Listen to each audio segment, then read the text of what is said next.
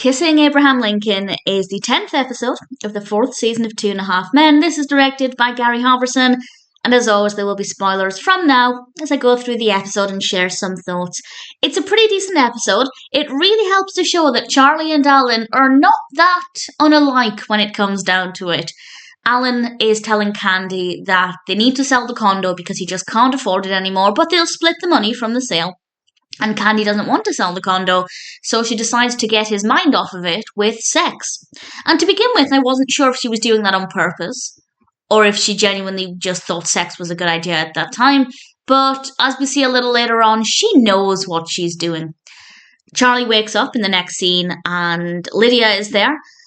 And she's put some of her belongings in his bottom drawer, which he's obviously not happy about. He tries to talk to her, but she's in the shower.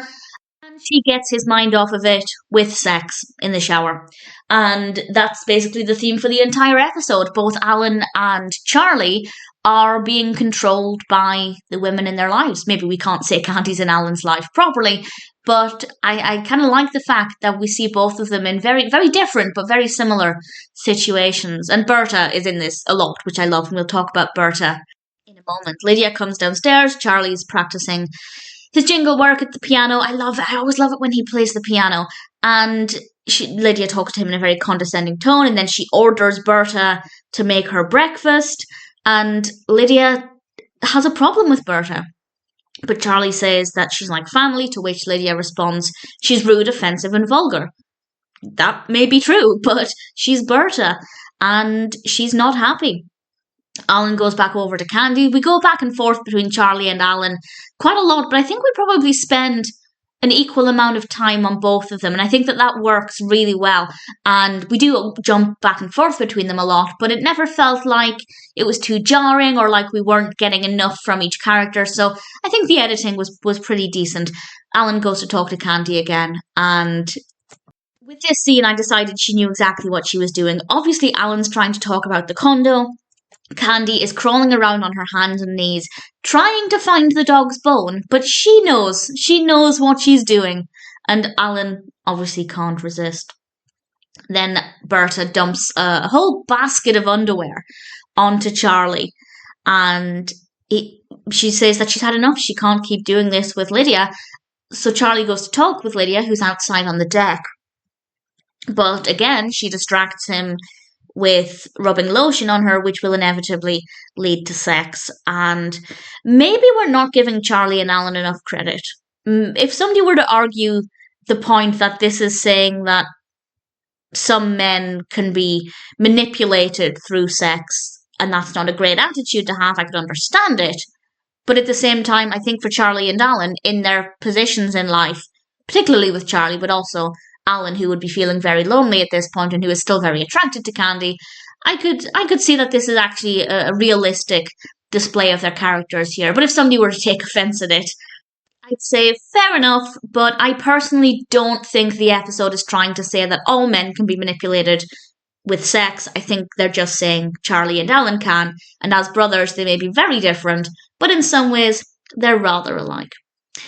Ultimately, Charlie has to do the washing by himself because Berta's not doing it, and Alan helps him with this washing, and Charlie's amazed by it, and he keeps opening the top of the washing machine. And I have to say, I had that experience because all my life in the UK, most of our washing machines open up on the front with a door on the front, but when I moved to London, the place I moved to first of all had a top-loading washing machine, and you could open it and the water would stop. And I was amazed. I thought it was awesome. So I actually understand Charlie's excitement. But what I really liked about this scene is that Charlie asked, how do you know when it's done? And Alan responded, the machine will call you on your cell phone, obviously being sarcastic. Charlie believed it, but I Googled it, and that is a thing. I figured it would be. I don't have a smart washing machine, but there are apparently washing machines that will send a notification to an app on your phone once it's finished. So something that Alan thought was a bit of sarcasm is actually very, very true today, which is quite scary. They both end up having a conversation together about how Kandi and Lydia have both got them wrapped around their little fingers, and they both kind of realise that they need to do something about it. But before they get a chance, Lydia comes in and she says that she needs to borrow Berta. Berta is in the kitchen at that point and reacts the way one would expect from Berta. What I didn't like about this, fair enough, Lydia saying she needs to borrow Berta, she's going to pay her. She should have asked Berta, not Charlie, but she's offering Berta more work, so fair enough to her. But what I didn't like is when Berta responded and Lydia said, I'm talking to Charlie.